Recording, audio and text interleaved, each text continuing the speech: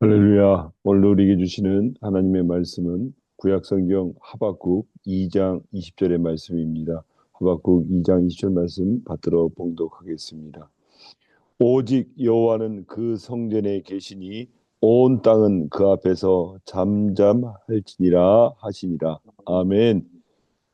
오늘 우리에게 여호와는 그 성전에 계시니라고 하는 말씀 가지고 우리 최성관 목사님 우리에게 말씀을 전해 주시겠습니다. 우리 최성관 목사님은 합동기독신문의 대표이시고 편집국장님으로 우리 한국교회에 큰 일들을 하고 계십니다. 우리 목사님 나올 때 우리 할렐루야를 화답하겠습니다. 할렐루야.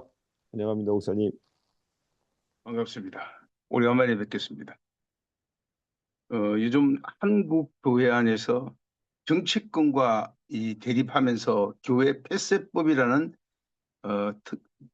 특정법이 막 인터넷을 돌아다니며 이 반대 서명을 하라고 그렇게 이야기를 합니다.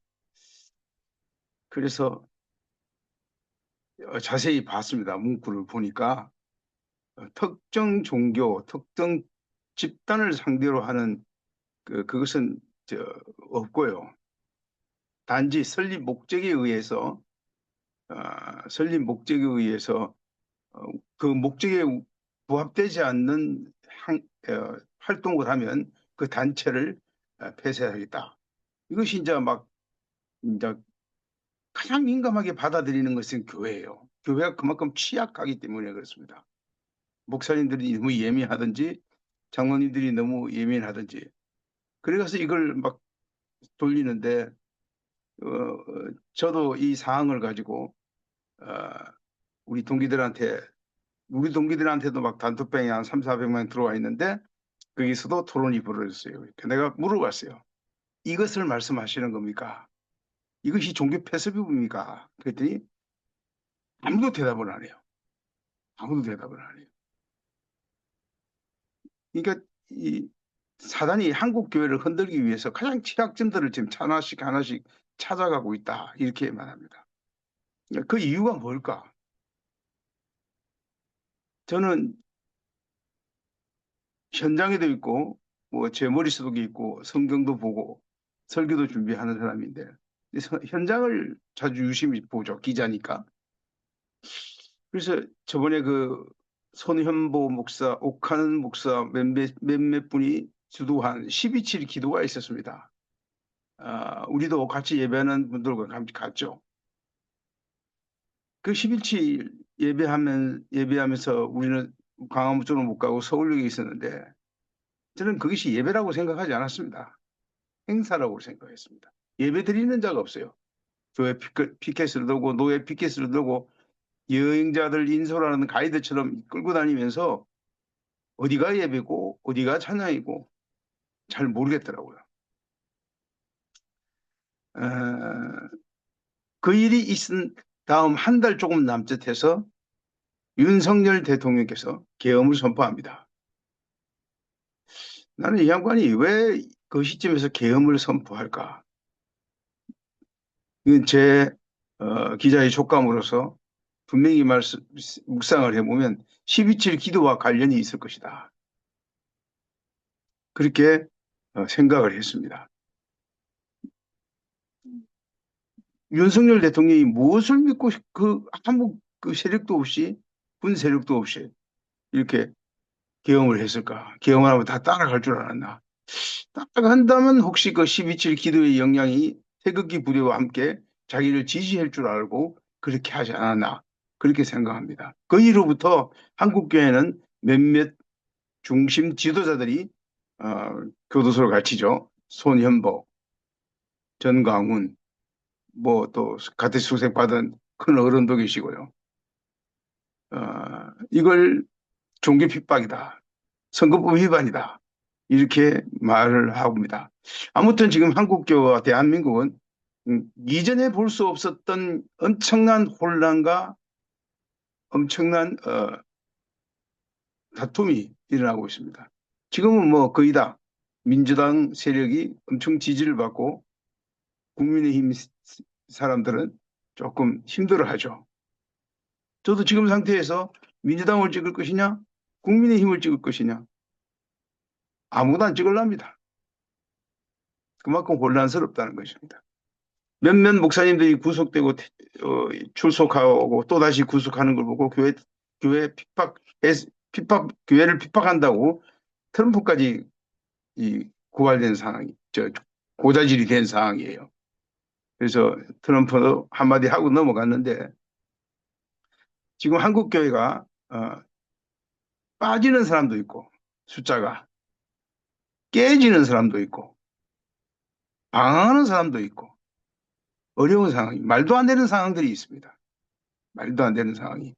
이 말도 안 되는 상황이 계속되고 진행될 겁니다. 이 선거판에 가면 더 그럴 것이고 이제 목사님들 보십시오. 옛날에 하던 신대로 교회에서 특정 정당과 특정인을 밀으라고 이렇게 설교할 수도 없는 그런 압박감이 와 있어요. 벌써 이 종교의 자유를 스스로 양심의 자유를 스스로 이렇게 교회가 더 할 줄도 모르죠. 어떤 분들은. 근데 그게 17%라는 겁니다. 국민의힘 지지하는 사람들이. 저는 하박국 말씀을 참 좋아하는데요. 그 말도 안 되는 상황에서 선지자가 하나님께 질문을 합니다. 이 도대체 말이 안 되지 않습니까? 저 유대인들을 보십시오. 엄청난 불법과 진짜 그야말로 개판처럼 살고 있지 않습니까? 어떻게 하시겠습니까, 하나님? 이 상황을 보고 계실 겁니까? 그랬더니 여호와께서 대답하시기를 내가 심판할게. 갈대아 사람 불러서 심판할게. 아니, 그것도 말이 됩니까? 어떻게 하나님의 백성을 갈대아 사람 죄인들을 사용해서 그것도 다른 사람들을 사용해서 하나님 백성들을 박살나게 만듭니까? 말도 안 되지 않습니까? 그렇게 하박국이 항의를 하죠. 그래서 하나님께서 이제 우리에게 말씀하시는 게 뭐냐면 첫 번째 말씀이 뭐냐? 저들은 악하지만 너희들은 믿음으로 살아야 된다. 오직 의인은 믿음으로 살아야 된다는 말씀이 로마서에만 있는 줄 알았는데 하박국에서도 먼저 나왔더라고요. 어느 시대든지 어, 하나님 백성들에게 필요한 것은 믿음의 삶입니다. 그 믿음의 삶이요. 아, 제가 10대 때, 20대 때 교회 다니면서 교회 안에만 있으면 믿음의 삶인 줄 알았어요. 교회 밖에 나가서 뭘 해야 될지 모를 때 박영선 목사님이 나타나셔서 성화에 대한 부분으로 한국 교회를 크게 이끄셨어요. 이렇게 살아야 된다. 근데 그 목사님이 또 요즘 어려움을 겪고 있죠. 여러분, 교회 어려움의 거의 90%는 돈 때문입니다.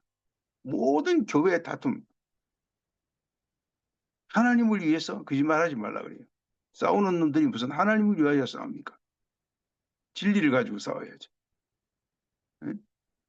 하나님 핑계대고 사도 바울도 하나님을 위하여 저, 그 누구 스데반 집사를 돌로 죽이는데 주도했지 않습니까? 그 하나님의 영광을 위하여 죽인 겁니다. 하나님의 영광을 위하여 죽인 겁니다. 그 존경받던 목사님 왜 그럴까? 저는 하나님의 어떤 심판이라고 생각합니다. 감춰줬던 것. 의인은 믿음으로 살아야 됩니다. 왜냐하면 세상이 시끄럽고 혼란하고 떠들고 다투기 있을 때 우리가 잃어버린 게 뭐냐면 하나님이 여호와께서 성전에 계신다는 사실을 잃어버립니다. 안 계신 것처럼 싸우죠. 안 계신 것처럼 다투죠. 살아가고. 여호와는 성전에 계시니 오직 의인은 믿음으로 살아라. 오직 의인은 믿음으로 살아라. 믿음으로 산다는 말이요. 제가 지금 65세가 넘고 66세인데 한국 나이로. 제가 50대 때 항상 외쳤던 말이 뭐냐면 65세부터는 돈 벌지 말고 돈 쓰고 살아라. 근데 막상 66세가 되니까 그때 그분들이 하신 말씀으로 제가 가진 돈이 없더라고요. 가진 돈이. 예. 그러나 누굴 만나면 오늘도 밥을 살려 그러고 필요한 것을 제공하려고 어, 이 시선을 주고 노력은 합니다. 노력은 합니다. 에, 참 우리가 65세가 되어서 진짜 믿음으로 살 때가 아닌가. 지금 원로 목사님들은 괜찮지만 은퇴하신 목사님들의 삶은 정말 힘들거든요. 힘들거든요. 근데 그 현장에 잘 노출이 안 돼요. 노출이 안 돼서 없는갑다 그렇게 사는데 어, 힘들어요. 근데 그때부터 우리가 정말 평생을 믿어왔고 평생을 설계해온 그 말씀대로 우리가 믿음으로 살아야 될 줄 압니다. 하박국 선지자 시대에도 정말로 하나님 백성들은 지 마음대로 살죠. 마치 하나님이 없는 것처럼 살죠. 또 이들을 심판하는 심판의 방법이 갈대아 사람을 불러서 사용하죠. 그것도 말이 안 되죠. 하나님께서 어떻게 하시는지 내가 한번 보자 그랬더니 이제 하박국 선지자에 보면 이 하박국에 하나님 말씀이 들려옵니다. 2장부터 3장부터 시작하는 말씀이 하나님의 말씀이 들려옵니다. 그 하나님 말씀이 이 하박국 선지자는 주여 수년 내에 나타나시었고 주의 일을 이 수년 내에 부흥시켜 주옵소서 국리를 잊지 마십시오. 그렇게 시작됩니다. 여러분 여기 나오는 부흥이라는 단어는요. 우리가 생각하는 리바이벌이 아닙니다. 여기서 나오는 부흥은 하나님 하신 대로 계속 하십시오. 하나님 뭘 했는데요? 심판하겠다고. 갈대아 사람 불러서 심판하겠다고. 계속 하십시오. 그러나 공유 중에 저희들 잊지 마십시오. 공유를 해 주옵소서. 그렇게 기도합니다. 우리는 하나님의 은혜로 믿음으로 그렇게 사는 겁니다. 그리고 3장부터 중반부터 나오는 하나님이 나타나시고 하나님이 오시는데 그 모습이 어마어마합니다. 여러분 우리는 주님께서 날마다 오기를 기다리지 않습니까? 뭐 옛날에 영화에 나왔지만 일본 귀신을 부르는데도 주문이 있더라고요. 그 주문을 누르니까 귀신이 와요. 우리 예수 이름을 부르고 성령의 역사를 받는 사람들인데 우리가 주님을 간절히 찾으면 오신다고요. 그 하박국에 주님이 우리를 찾아오시는 그 모습이 뭐냐면 산들이 비틀리고 내 창자가 끊어질 것 같고 어, 온통 뒤집어 버립니다. 저는 오늘 이 시점에서 제 페이스북에도 남겨놨지만 한국 교회는 하나님의 심판을 더 많이 받아야 된다. 더 핍박받고 더 고난받아야 된다. 중국에서 수많은 선교사들이 쫓겨날 때 제가 그렇게 이야기했습니다. 곧 무너지겠구나. 시진핑 정권은 곧 무너지겠구나. 잘못하면 종산 정권까지도 무너질 수 있다. 하고 제가 그냥 그 페이스북에 몇 장 남긴 적이 있습니다. 항상 끝을 달려가고 최후의 이 어떤 그 핍박과 압박이 있으면 이제 멸망의 신호시죠. 그것이 하나님이 만들어 놓으신 시간표라고 저는 믿습니다.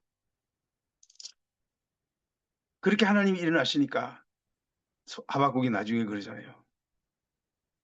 무화과 나무가 없어도 밭에 소출이 없어도 다 없어도 저렇게 화내시고 저렇게 큰 분노와 심판의 얼굴로 다가오신 하나님, 그 하나님이면으로도 충분합니다.